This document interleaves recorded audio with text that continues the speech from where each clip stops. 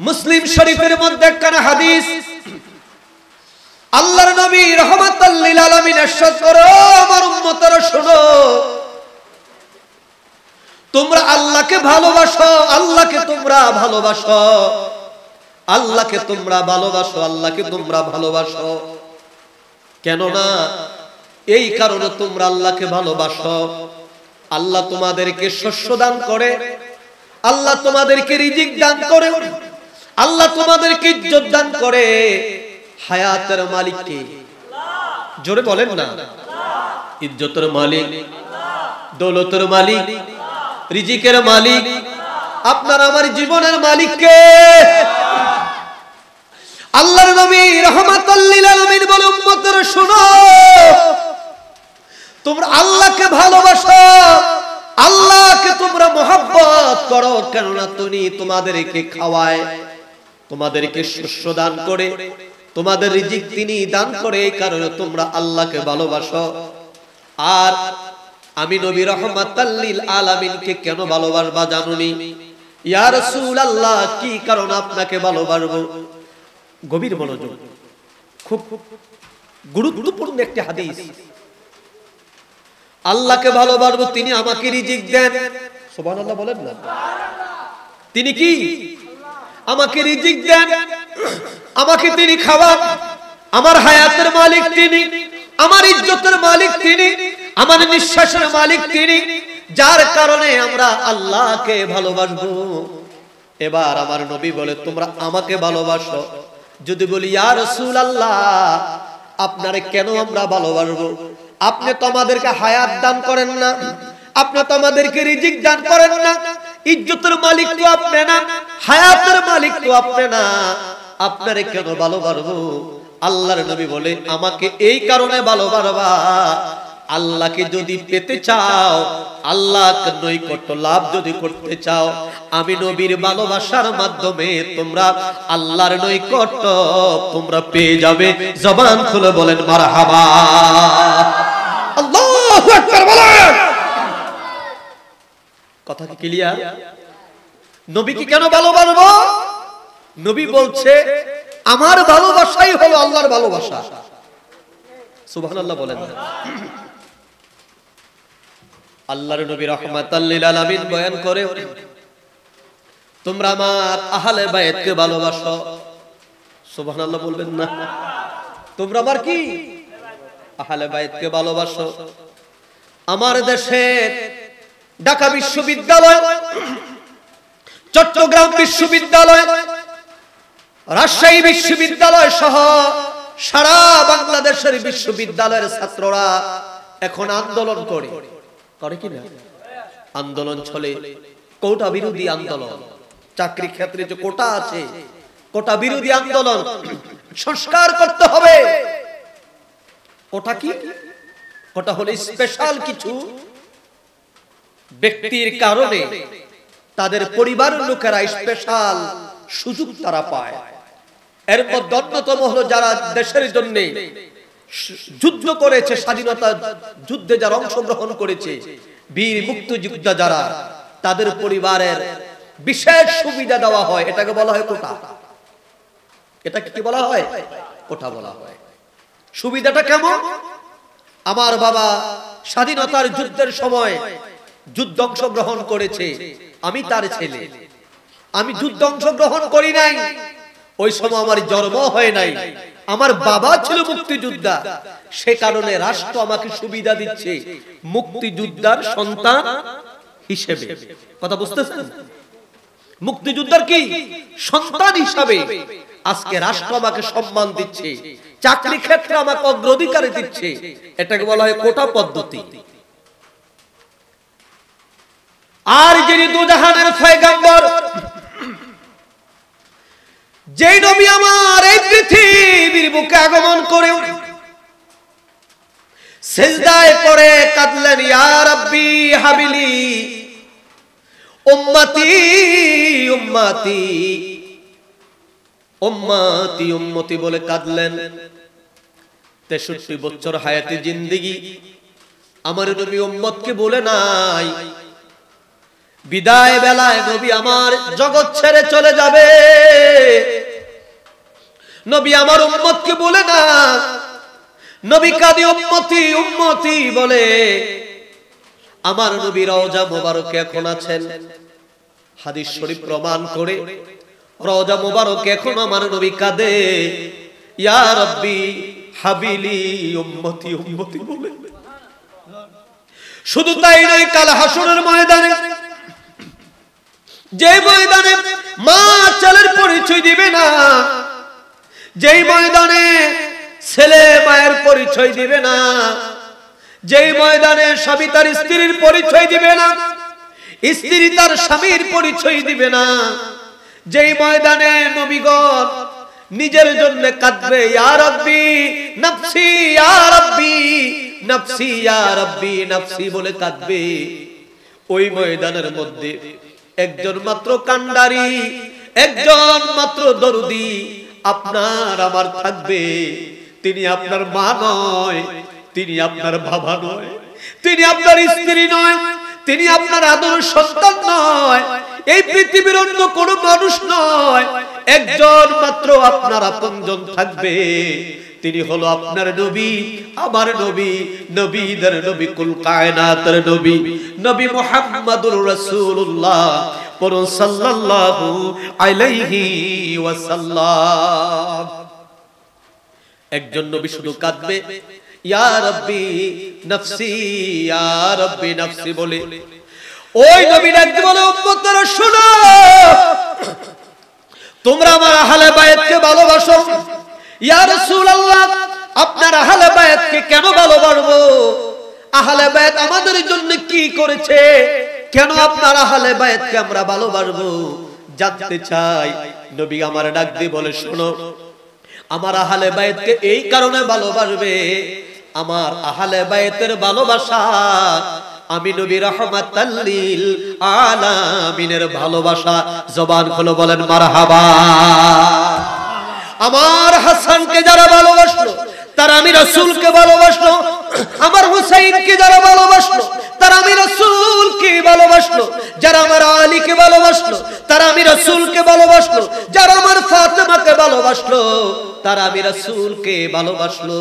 আমার হাসাইনকে যে খুশি করলো আমি রাসূলকে খুশি করলো, আমার হুসাইনকে যারা খুশি করলো আমি রাসূলকে তারা খুশি করলো, আমার হাসাইনের সাথে যারা বেয়াদবি করলো আমি রাসূলের সঙ্গে তারা বেয়াদবি করলো, আমার আলীর সাথে যারা বেয়াদবি করলো হাকিকত আমি রাসূলুল্লাহর সাথে তারা বেয়াদবি করলো। তাদের ভালোবাসা আমার ভালোবাসা, আমার ভালোবাসা তাদের ভালোবাসা। সুতরাং আমার আহলে বায়াতকে ভালোবাসো, আমার আহলে বায়াতকে ভালোবাসো, আমার আহলে বায়াতকে ভালোবাসো। ইয়া রাসূলুল্লাহ, কেন কেন কেন? রাসূল কয় তাদেরকে ভালোবাসলেই আমি নবী রাহমাতাল লিল আলামিনের ভালোবাসা হয়ে যায়। আর আমার আল্লাহ কা হাবিব ফাত্তাবিউনি, আপনি রাসূলের ভালোবাসা যদি হয়ে যায় আমি আল্লাহর ভালোবাসা হয়ে যায়, আর আমি আল্লাহর ভালোবাসা যদি হয়ে যায় আমি আল্লাহ তাদের জন্য পুরস্কার ঘোষণা করলাম, ওয়ায়াগফির লাকুম জুনুবাকুম ওয়াল্লাহু গফুরুর রহিম। আল্লাহু আকবার বলেন, বলেন ইয়া রাসূলুল্লাহ। আল্লাহকে যে পাইতে চাও হযরতকে ভালোবেসে, মারহাবা বলবেন না? কবি নজরুল কত সুন্দর করে গিয়েছেন।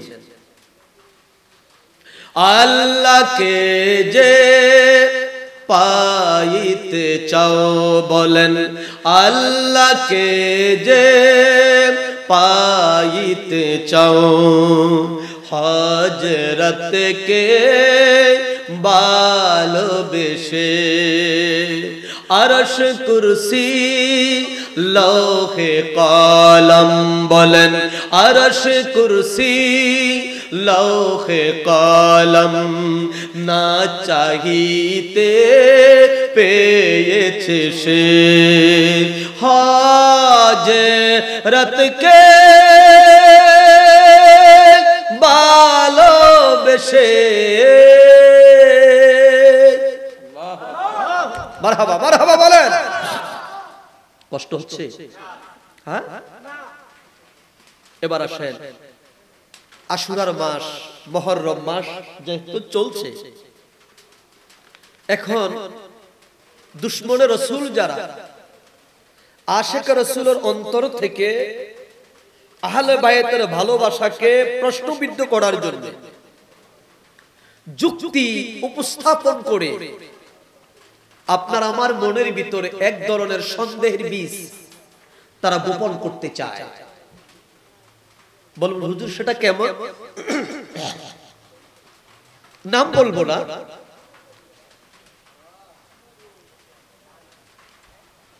কওমি অঙ্গনের একজন আলেম, বয়স তত হয় নাই, আজকে 2 বছর ধরে মাঠে ময়দানে ওয়াজের মাঠে কাজ করে। আলহামদুলিল্লাহ সুম্মা আলহামদুলিল্লাহ, আপনাদের দোয়ার বরকতে এই যে আমি বসে আছি আপনাদের সম্মুখে, আমার বক্তৃতার বয়স বর্তমান চলে 27 বছর। কত বছর? জবান খুলে বলেন না। এখন যারা মাঠে দৌড়াদৌড়ি করে, ভাইরাল হওয়ার জন্য উল্টাপাল্টা ওয়াজ করে, অনেক বক্তার বয়স এখনো 27 বছর হয়নি। আমার বক্তৃতার বয়স চলে 27।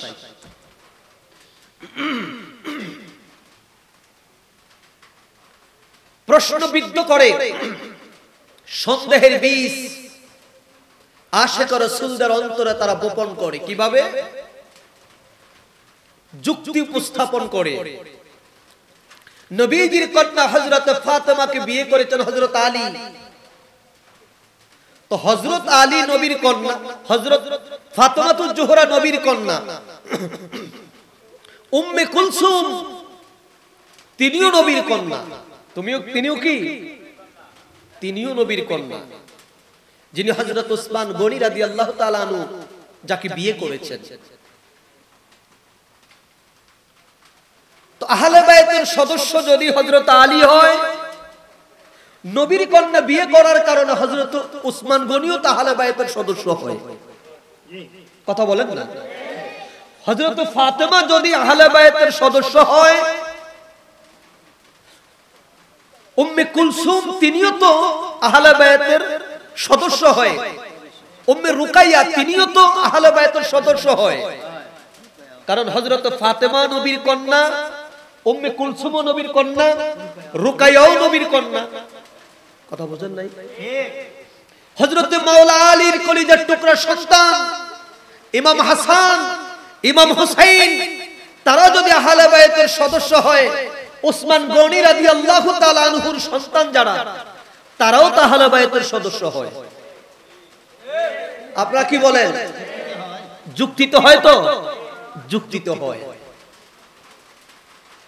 যুক্তি তো হয়, কিন্তু যুক্তির নাম ঈমান না। কথা বলেন না। যুক্তির নাম কি? কথা বলেন, যুক্তির নাম কি? ঈমান। আল্লাহ কি বলেছেন? সূরা বাকারা প্রথম পৃষ্ঠা খুলেন, আল্লাহ বলেছেন আল্লাযীনা ইউমিনুনা বিল গায়ব। গভীর মনোযোগ। আল্লাযীনা ইউমিনুনা বিল গায়ব, মুমিন তো তারা যারা অদৃশ্যের উপরে ঈমান এনেছে। আল্লাহ আমরা দেখি নাই, যুক্তি দিও আল্লাহ বুঝাইতে পারতেন না। পারবেন? আল্লাযীনা ইউমিনুনা বিল গায়ব, আল্লাহ একজন আছে অদৃশ্য, এবং আল্লাহর জান্নাত জাহান্নাম আছে, আমরা কেউ দেখি নাই। না দেখছেন? পৃথিবীতে কেউ জান্নাত থেকে ঘুরে আইসা এরপর ঈমান আনছে যে আমি দেখতে আইছি, ঈমান আনছি? হইছে এমন? জান্নাত আছে, এটা অদৃশ্য, তার উপর ঈমান। ফেরেশতা আছে, দেখি নাই, অদৃশ্য, তার উপর ঈমান। কথা বলেন না। এখানে যুক্তির কোন স্থান নাই। ওয়ায়ুকিমুনাস সালাতা ওয়া মিম্মা রাযাকনাহুম ইউনফিকুন। মুমিন তো তারা যারা অদৃশ্যের উপর ঈমান আনে, আল্লাহর রাহে যারা সালাত কায়েম করে, এবং আল্লাহ দেওয়ার প্রদত্ত সম্পদ থেকে যারা আল্লাহ রাস্তায় ব্যয় করে তারা হলো কি মুমিন। যুক্তিবাদী মুমিন এটা কথা নয়, বরঞ্চ অদৃশ্যের উপর ঈমান আনা, রাসূল যাহা বলেছে বিনা দলিলে তাহা মেনে নেওয়ার নাম হলো ঈমান। তো বলতেছিলাম প্রথম যুক্তি যদি দেখেন, যুক্তি তো ঠিক আছে, খাতুনে জান্নাত নবীর কন্যা, উম্মে রুকায়া নবীর কন্যা, উম্মে কুলসুম নবীর কন্যা। খাতুনে জান্নাত যদি আহলে বায়তের সদস্য হয়, উম্মে রুকায়া উম্মে ভাইরা আমার উম্মে কুলসুম তারাও তো আহলে বায়তের সদস্য হয়।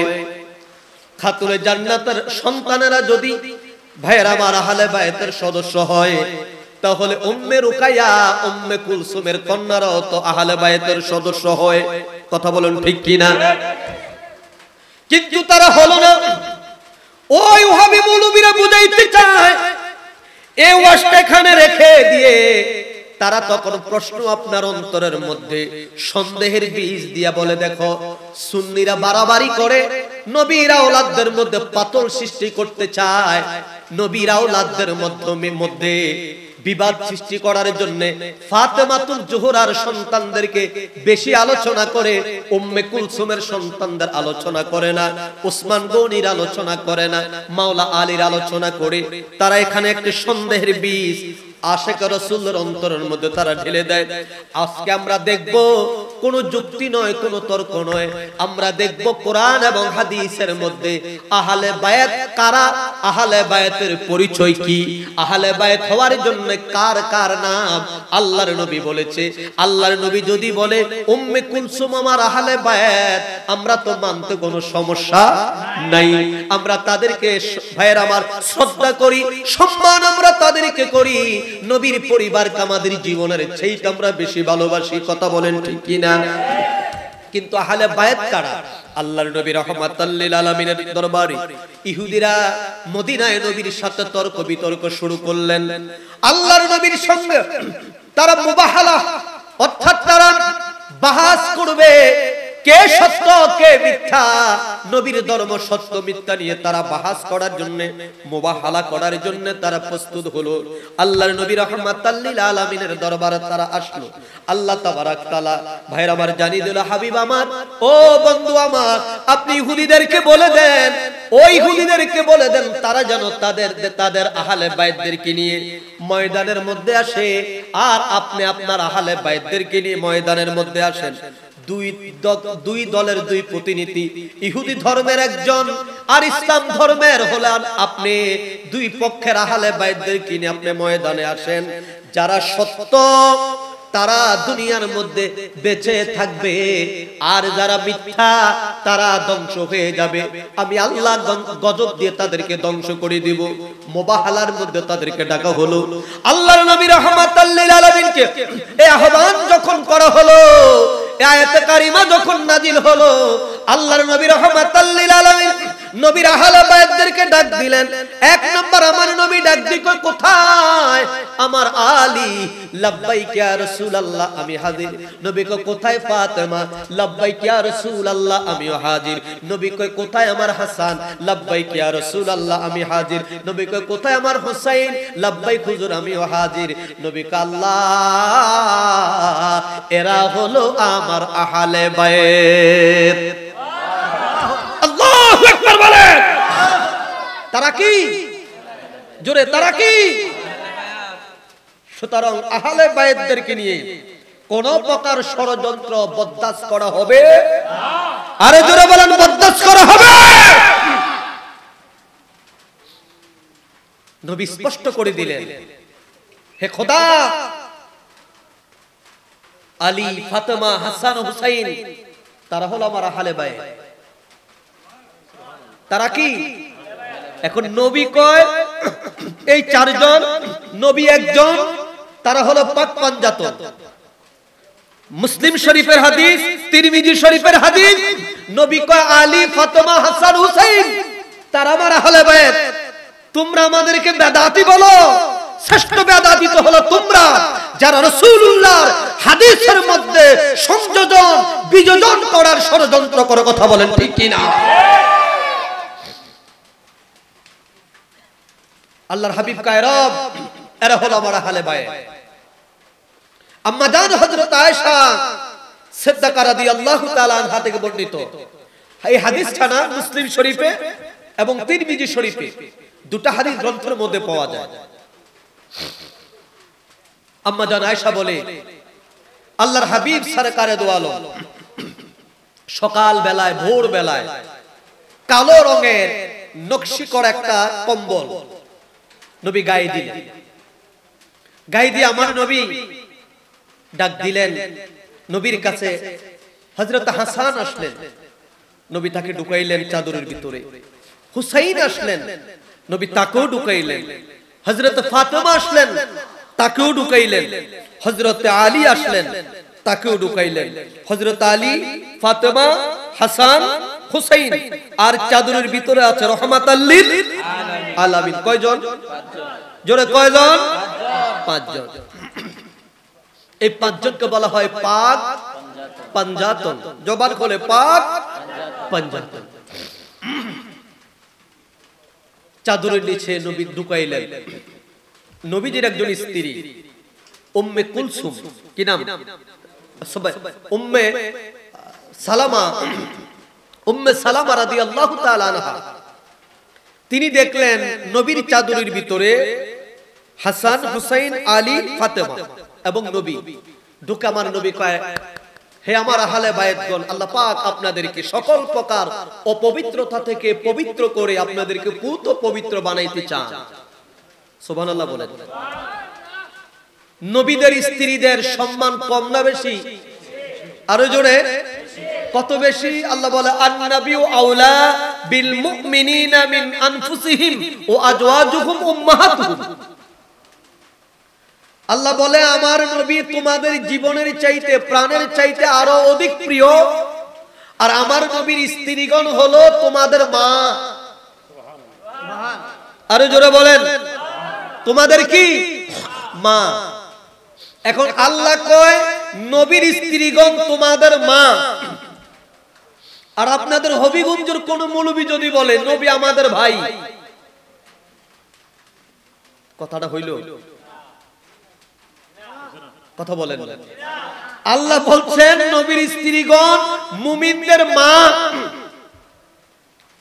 তো আপনাদের হবিগঞ্জের কোন আলেম যদি মুমিন হয় সে কখনো নবীকে ভাই বলতে পারে না, কারণ ভাইয়ের বউ কখনো মা হয় না।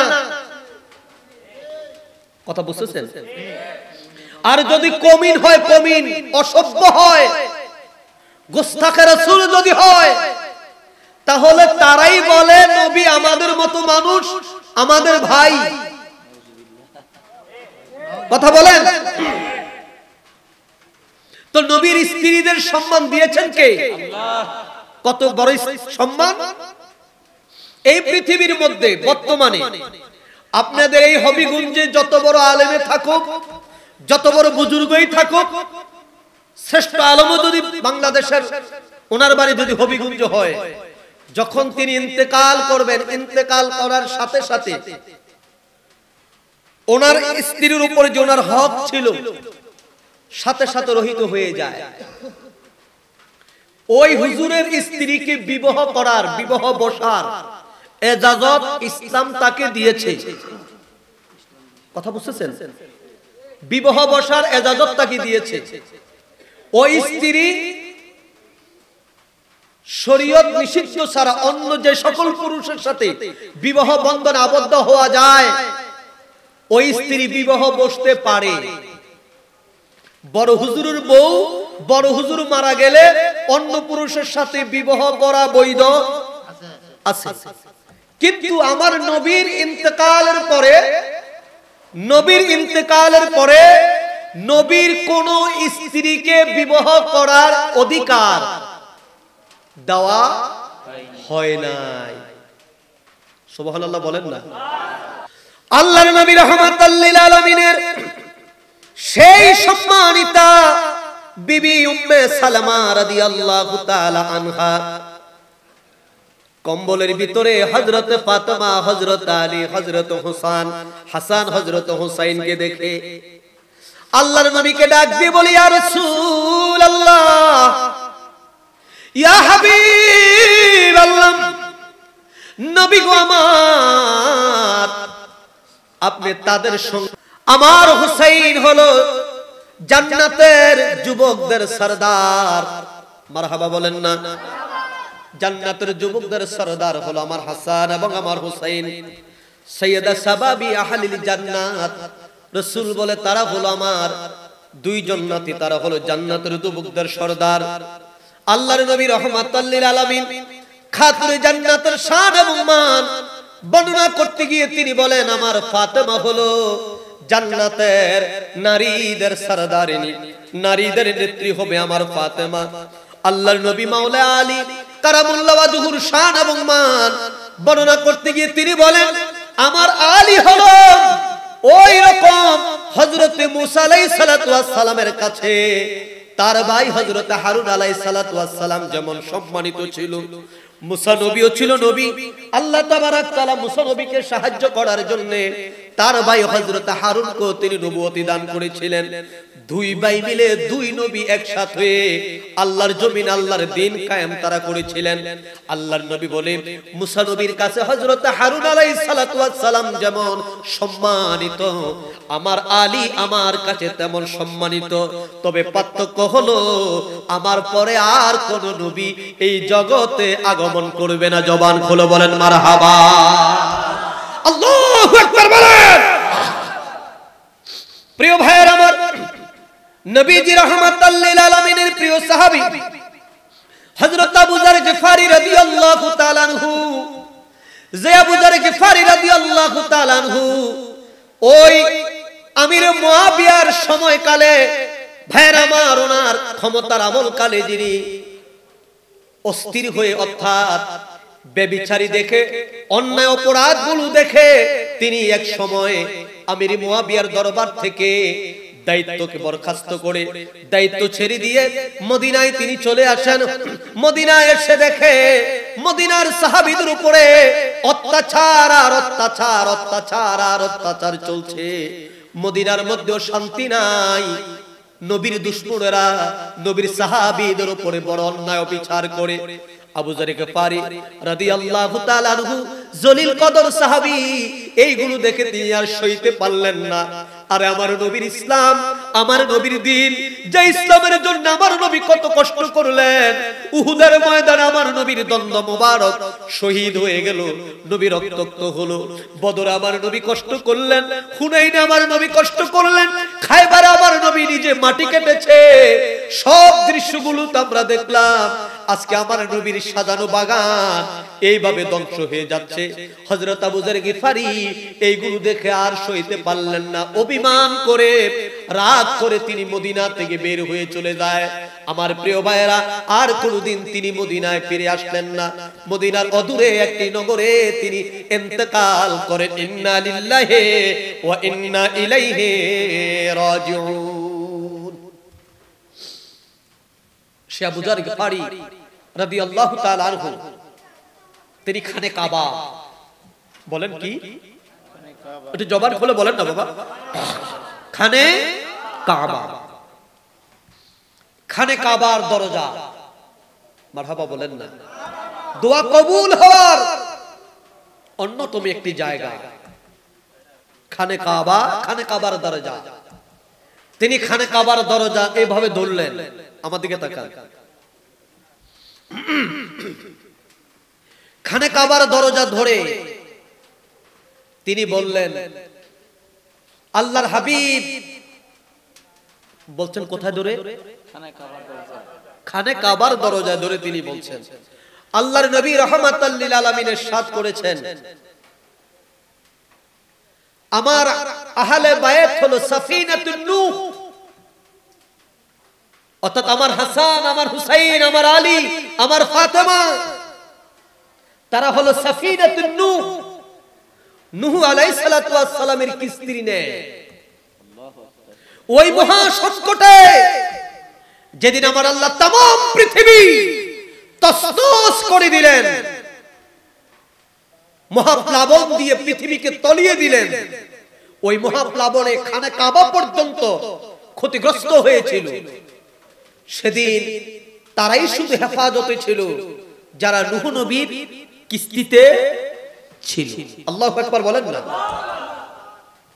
হযরত আবু যর গফারি খানে কাবার দরজা ধরে তিনি বলছেন, রাসূল বলেছেন, মারহাবা বলেন, রাসূল বলেছেন আমার আহলে বায়াত হলো সাফিনাতুন নূহ,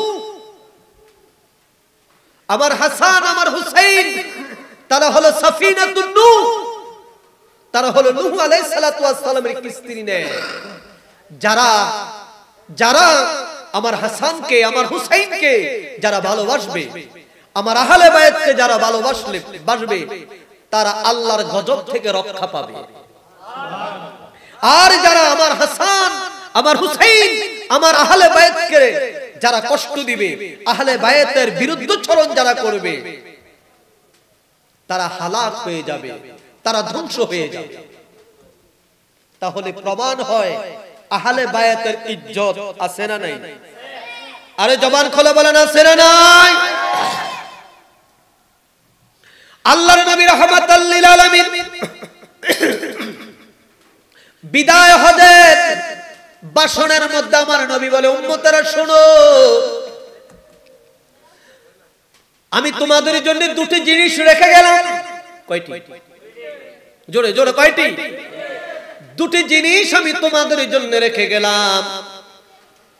এই দুটি জিনিস যদি তোমরা আঁকড়ে ধরো তাহলে তোমরা কখনো পথভ্রষ্ট হবে না। একটার নাম হলো কিতাবুল্লাহ, আল্লাহর কিতাব, আর একটার নাম হলো আমি নবী রাহমাতাল লিল আলামিনের সুন্নাত। এই হাদিসের কথা আমরা সবাই জানি। সবাই বলে কোরআন হাদিস যারা মানে, আল্লাহ নবী বলেছে আমার আল্লাহর কোরআন মানো, আমি রাসূলের হাদিস মানো, আমার সুন্নাত মানো। বলে কি বলে না?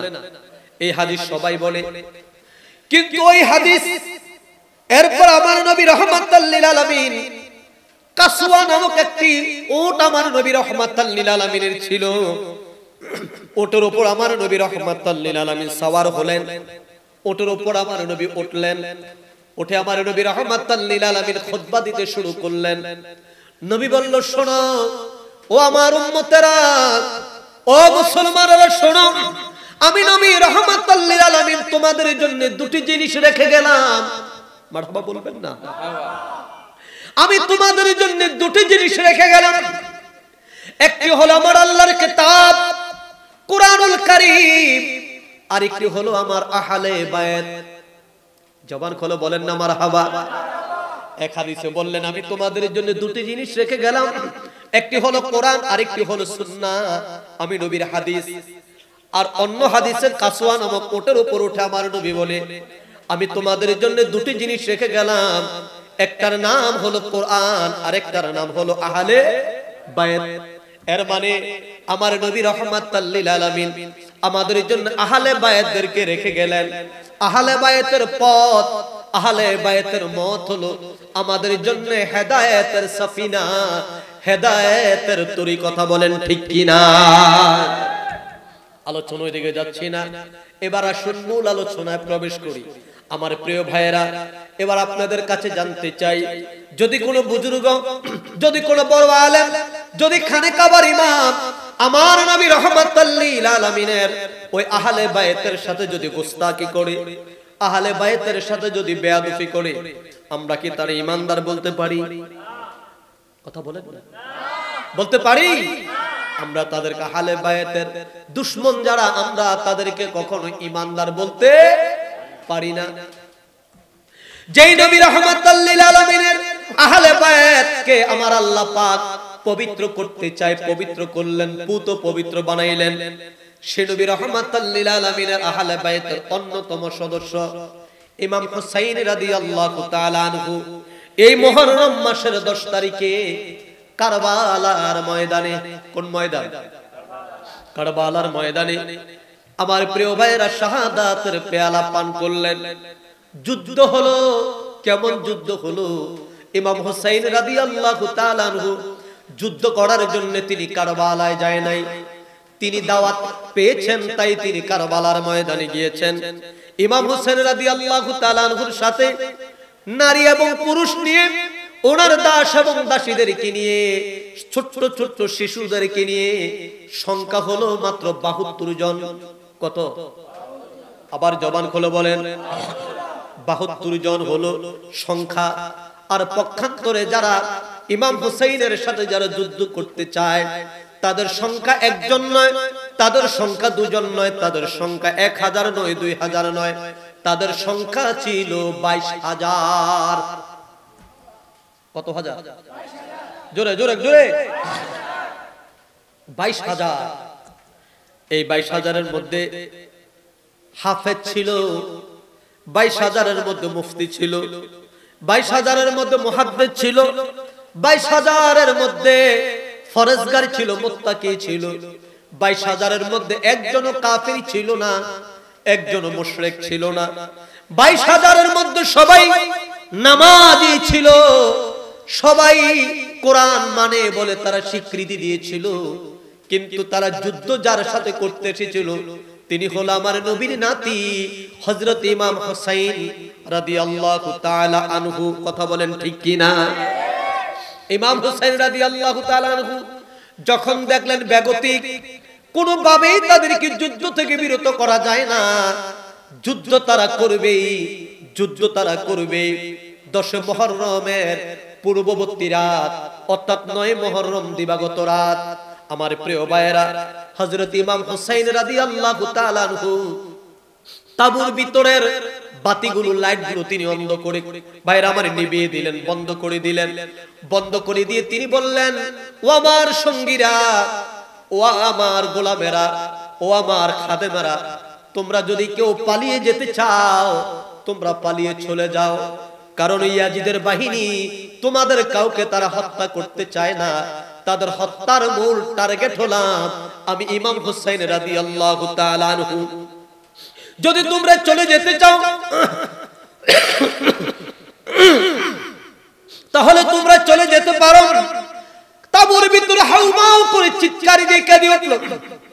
নারী পুরুষগুলো, দুর্বল এই লোকগুলো কেঁদে কেঁদে বলল, ও নবীর নাতি ইমাম হুসাইন, আমরা আমাদের জীবন দিতে রাজি, আমরা আমাদের জীবন দিব, তারপর আপনাকে ছেড়ে এই কুফা নগরী থেকে, এই কারবালা থেকে আমরা কোথাও যাব না, আমরা আপনার সঙ্গে থাকব, মরতে যদি হয় আপনার সঙ্গে, আপনার কদমে আমরা মরব।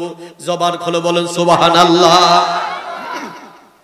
পরের দিন সকালবেলা আমার প্রিয় ভাইয়েরা, হযরত ইমাম হুসাইন ওই ইয়াজিদ বাহিনীর সামনে উপস্থিত হয়ে গেলেন। 22,000 ইয়াজিদ বাহিনী মুসলমান, ইয়াজিদি মুসলমানের সামনে দাঁড়ায়া ইমাম হুসাইন রাদিয়াল্লাহু তাআলা আনহু মর্মান্তিক এক ভাষণ তিনি দিলেন, এক ভাষণ তিনি উপস্থাপনা করলেন।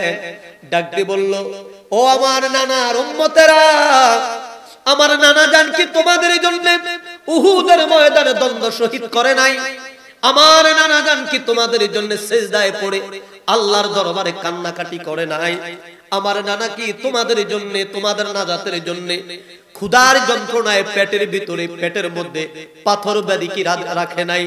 আমি নামার ক্ষমতা কেন্দ্রিক হোক, খেলাফত কেন্দ্রিক হোক, যেই কেন্দ্রিক আপনি করেন না কেন, মাওলা আলীর সাথে যারা বিরোধিতা করে, যারা বিরোধিতা করেছে, মাওলা আলীকে যারা কষ্ট দিয়েছে, তাদের পরিচয় হলো তারা মুনাফিক, তারা মুনাফিক, মুনাফিক, মুনাফিক, মুনাফিক। এই সারা অন্য কিছু তাদেরকে বলার কোনো সুযোগ নাই। বলতেছিলাম ইমাম হুসাইন ডাক দিয়ে বললেন, তোমাদের মধ্যে একজন কি ইমানদার নাই? লোক কত? 22,000। জোরে, লোক কত? 22,000। ইমাম হুসাইন কে একজন কি নাই? একজন লোক 22,000 লোক থেকে বের হলো না। এর মানে বোঝা যায় 22,000 মুসলমান আছে, ইমানদার একজনও নাই। ঘড়ির কাঁটা গড়ে গড়ে যুদ্ধ চলছে, যুদ্ধ চলছে। তাবুতে পানি নাই, তাবুতে পানি নাই। দুগ্ধপোষ্য শিশু আলী আসগর মার দুধ পান করে, মায়ের স্তনের দুধ শুকিয়ে গেছে, মায়ের স্তনের মধ্যে দুধ নাই, তাবুতে পানি নাই। সন্তান মরুভূমির মধ্যে পানির তৃষ্ণায় হাউমাউ করে কাঁদে। ইমাম হুসাইনের স্ত্রী আলী আসগরের মুখের মধ্যে জিহ্বাটা ঢুকিয়ে দিল সন্তানের মুখে। সন্তান মায়ের জিহ্বার লালাগুলো টানে, কিছুক্ষণ পর মায়ের মুখে লালা নাই, মায়ের মুখের লালাটা পর্যন্ত শুকিয়ে গেছে, তাবুতে পানি নাই, মায়ের স্তনে দুধ নাই, মায়ের জিহ্বার মধ্যে আর লালা নাই। ডাক দিয়ে বলে, স্বামী আমার, আমার কলিজার টুকরা সন্তান পানির তৃষ্ণায় মৃত্যুর যন্ত্রণায় ছটফট ছটফট করে, একটু পানির ব্যবস্থা কি করা যায় না? একটু পানি কি তার জন্য আনা যায় না? ইমাম হোসেন রাদিয়াল্লাহু তাআলা আনহু সন্তানের এই করুণ অবস্থা দেখে আর সইতে পারলেন না। আলী আসগরকে বুকের মধ্যে জড়ায় পুরাত নদীর দিকে এক কদম দু কদম করে যায় আর ডাক দিয়ে বলে, এই ইয়াজিদের সৈন্যরা শোনো, যদি তোমাদের দুশমনি থাকে আমার সাথে আছে, আমার এই দুধের শিশুর সাথে তো তোমাদের কোনো দুশমনি নাই। আমার ছোট্ট শিশুটার জন্য একটুখানি পানি দাও, পোরাত নদীর একটু পানি দাও। হযরত আলী আসগরকে নিয়ে পোরাত নদীর দিকে যায়। হযরত ইমাম হোসেন রাদিয়াল্লাহু তাআলা আনহু পোরাত নদীর পানি হাতে করে উঠায়া আলী আসগরের মুখের মধ্যে পানিটুকু ঢেলে দিবে, এমনি মুহূর্তে ইয়াজিদের দল থেকে তীর ছুটে আসতে শুরু করলো। বৃষ্টির মতো তীর ছুটলো। দুধের শিশু বাবার কোলে পানির তৃষ্ণায় ছটফট করে আলী আসগরের কলিজার মধ্যে তীর বিঁধে যায়। পানি পান করতে পারলেন না, পানি পান করতে পারলেন না। তীরের আঘাতে শাহাদাতের পেয়ালা পান করলেন। ইন্না লিল্লাহি ওয়া ইন্না ইলাইহি রাজিউন। হযরত আলী আসগর পানি পান করতে পারলেন না, শাহাদাতের পেয়ালা পান করলেন। ইমাম হোসেন রাদিয়াল্লাহু তাআলা আনহু এবার চোখের পানিগুলো ছেড়ে কাঁদতে কাঁদতে তাঁবুর দিকে ফিরে যায়। তিনার স্ত্রী ডাক দিয়ে বলে, স্বামী আমার, আমার সন্তান আলী আসগর কোথায়? আমার সন্তানকে আমার কোলে দেন। পানি পান করেছে, নিশ্চয়ই পানি পান করেছে, কান্না বন্ধ হয়ে গেছে। ইমাম হোসেনের বাকরুদ্ধ, কোনো কথা বলতে পারে না। হাতের মধ্যে থেকে বুক থেকে সন্তানকে মায়ের কোলে যখন তুলে দিল, মা দেখতে পায় কলিজার টুকরা সন্তান, দুগ্ধপোষ্য সন্তান তীরের আঘাতে শাহাদাতের পেয়ালা পান করে ফেলেছে। মা চিৎকার মেরে সিজদায় পড়ে বলে, আল্লাহ, হে পরওয়ারদিগার, যেই নবীর খাতিরে তুমি तमाम জগৎ বানাইলা, যেই নবীর খাতিরে তুমি ফোরাত নদী বানাইলা, পানি বানাইলা, আজকে ওই নবীর কলিজার টুকরা আওলাদ আলী আসগর একটা ফোঁটা পানি দেয় না, একটা ফোঁটা পানি পাইল না। কাল হাসরের ময়দানে আমি তার মা হিসাবে তোমার দরবারে এই মামলা আমি দায়ের করব। আমার শিশু হত্যার বিচার আমি তোমার কাছে রাখলাম। আল্লাহু আকবার বলেন। আমার প্রিয় ভাইয়েরা, যাহা আমরা দেখি মুসলমান, আসলে তাহা মুসলমান নয়। কথা বলেন, আসলে তাহা মুসলমান নয়। মুসলমান তো তারা যারা তাদের জীবনের চাইতে বেশি ভালোবাসে আমার নবী রাহমাতাল লিল আলামিনকে। কথা বলেন বাবা, ঠিক কি না? যুদ্ধ চলছে, ইমাম হোসেন রাদিয়াল্লাহু তাআলা আনহুকে শহীদ করে ফেললেন। অনেক লম্বা আলোচনা, সেদিকে যাচ্ছি না। শহীদ করলো, যুদ্ধ হলো, মানুষ শহীদ হবে, এটাই স্বাভাবিক। কিন্তু ইমাম হোসেন রাদিয়াল্লাহু তাআলা আনহুর দেহ মোবারকের উপর দিয়া ইয়াজিদের বাহিনী ঘোড়া দৌড়াইতে শুরু করলেন। যেই দেহের মধ্যে আমার নবী চুমু খায়, যে গলার মধ্যে আমার নবী চুমু খায়, ঘোড়া দাবায়া দাবায়া ইমাম হোসেন রাদিয়াল্লাহু তাআলা আনহুর দেহ মোবারক মরুভূমির মাটির সাথে ছিন্ন বিচ্ছিন্ন করে দেওয়া হলো। আমার প্রিয় ভাইয়েরা, ইমাম হোসেন রাদিয়াল্লাহু তাআলা আনহুর শির মোবারক খানা লাঠির মধ্যে ঢুকায়া এটাকে উঁচু করে দামেস্কের মধ্যে নেওয়া হলো। দামেস্কের মধ্যে ইয়াজিদের সামনে নেওয়া হলো। আজকে ইয়াজিদ সম্পর্কে দুটা কথা না বললে নয়। আজকে আমার দেশের অনেক পীর সাহেবরা বলে ইয়াজিদ ভালো মানুষ ছিল। আরো জোরে বলেন, আরো জোরে। আমি বলি মানিকে মানিক চিনে, কথা বলেন, মানিকে মানিক চিনে। যেই মৌলবী, যেই পীর ইয়াজিদকে ভালো মানুষ বলে, তাদের চিন্তা আমাদের আর বাকি নাই। যদিও তারা মুসলমানের লেবাস পরেছে, তারা হলো ওই 22,000 সদস্যের সমর্থক, কথা বলেন ঠিক কিনা? মুখতার সাকাফির মতো যদি কোন বীর যোদ্ধা বর্তমান বেঁচে থাকতো, তাহলে ওই সমস্ত পীরদেরকে গোট থেকে ধরে ধরে এনে জবাই করে ইমাম হুসাইনের শাহাদাতের বদলা নিত, কথা বলেন ঠিক কিনা? অনেকে বলে কোরআনে হাফেজ 100 রাকাত করে নফল নামাজ আদায় করতো রাতে। নাউজুবিল্লাহ বলবেন না? ইয়াজিদের নামাজ দিয়ে বোঝা যায় ওই পিসাব কয় রাকাত নামাজ পড়ে নাকি?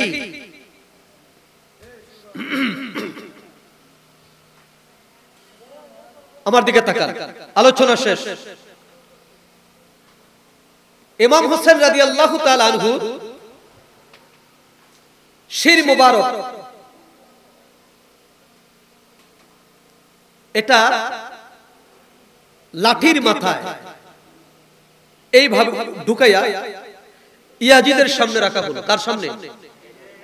জোরে বলেন না, কার সামনে? কষ্ট হচ্ছে আপনাদের? ইয়াজিদকে, ইয়াজিদ হলো মাবিয়ার পুত্র। মাবিয়া হলো আবু সুফিয়ানের পুত্র। আবু সুফিয়ান হলো ইয়াজিদের দাদা। ইয়াজিদের দাদিকে, ইয়াজিদের দাদি হলো হিন্দা। হিন্দা হলো বদরের যুদ্ধে নবীজির কলিজার টুকরা চাচা হযরত আমির হামজা রাদিয়াল্লাহু তাআলা, নবীজির চাচা আমির হামজা রাদিয়াল্লাহু তাআলা আনহুর কলিজাটা বের করে চিপে চিপে যে হিন্দা খেয়েছিল, ওই হিন্দার নাতি হলো ইয়াজিদ। ওই হিন্দার নাতিকে, গভীর মনোযোগ। আমাদের দেশে একটি প্রবাদ আছে, কখনো তাল গাছে, যদিও তাল গাছ নারকেল গাছের সম্পর্ক ভালো, তালের সাথে নারকেল দিলে মজা বেশি হয়, ঠিক না? তাল গাছ আর নারকেল গাছ যদিও পাশাপাশি থাকে, তাল গাছে কখনো ভুল করেও নারকেল ধরে না। ধরবে? নারকেল ধরবে না। নারকেল গাছে কখনো ভুল করে তাল ধরে না। তাল গাছে তাল ধরে, নারকেল গাছে নারকেল ধরে। ঠিক বীজ যেমন, তার থেকে ফসল হয় তেমন। যেমন ছিল আবু সুফিয়ান, যেমন ছিল মাবিয়া, তার পুত্র তেমন হয়েছে লম্পট ইয়াজিদ। সুতরাং এদের বংশধারাটা একই রকম। আর তার প্রমাণ ইয়াজিদ সেদিন নিজে দিয়েছে। কিভাবে দিল? ইয়াজিদ যখন ইমাম হাসান রাদিয়াল্লাহু তাআলা আনহুর শির মুবারক ইয়াজিদের সামনে রাখা হলো, তখন ইয়াজিদ হাতের মধ্যে একটা লাঠি নিলেন। কি? একটা লাঠি নিয়ে ইমাম হোসেন রাদিয়াল্লাহু তাআলা আনহুর দুটা ঠোঁট মুবারক এইভাবে ফাঁক করলেন লাঠি দিয়ে। বুঝতেছেন? লাঠি দিয়ে ফাঁক করতেছেন। পাক করে ইমাম হোসেন রাদিয়াল্লাহু তাআলা আনহুর এই